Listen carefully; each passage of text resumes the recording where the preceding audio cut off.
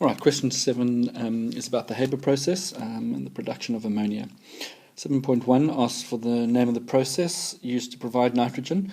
What they do is they take air and liquefy it under high pressure and low temperature and then distill out the nitrogen. So the process is called the fractional distillation of liquid air.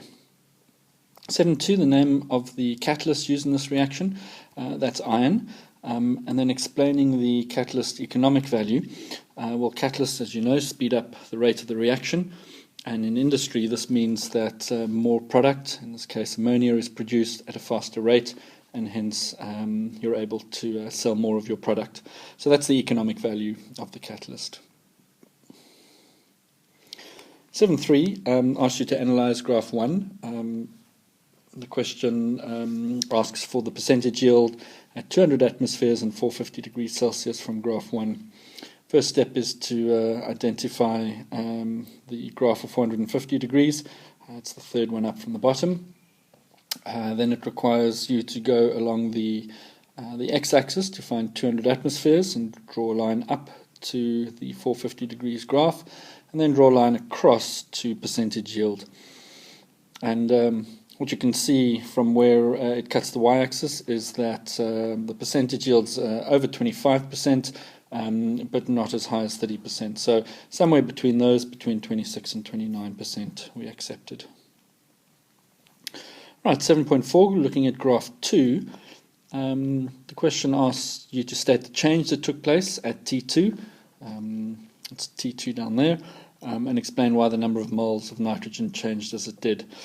First of all, you can see circled in yellow there that there was a sudden increase in ammonia. So the change that took place, what I've highlighted on those graphs there is that the other changes of hydrogen and nitrogen were just very gradual changes, and those changes come about due to Le Chatelier response to the initial change. So the initial change is a rapid increase in the concentration of ammonia. The explanation then, in terms of the change of moles of N2, is that the equilibrium shifts to decrease the concentration of ammonia, and that therefore favors the reverse reaction, which makes more ammonia. And so the last point there is thus favors the reverse reaction. Right, 7.5, temperature of 450 degrees Celsius is used. Explain this temperature in terms of yield and rate. First point to make is that a high temperature would favor rate. That's the explanation based on the collision theory.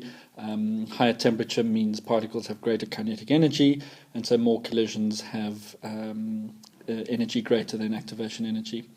But a low temperature, according to Le Chatelier, would favor yield, and so a temperature of 450 degrees is used because it's the best compromise between rate and yield.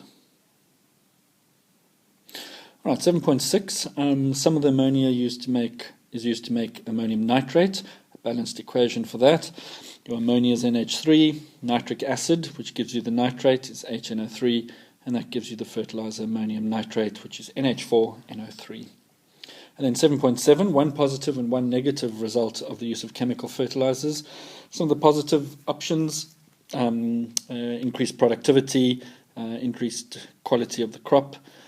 Some of the negative options, eutrophication, and something called baby blue syndrome, which is a deficiency of nitrogen. It's an excess of nitrogen.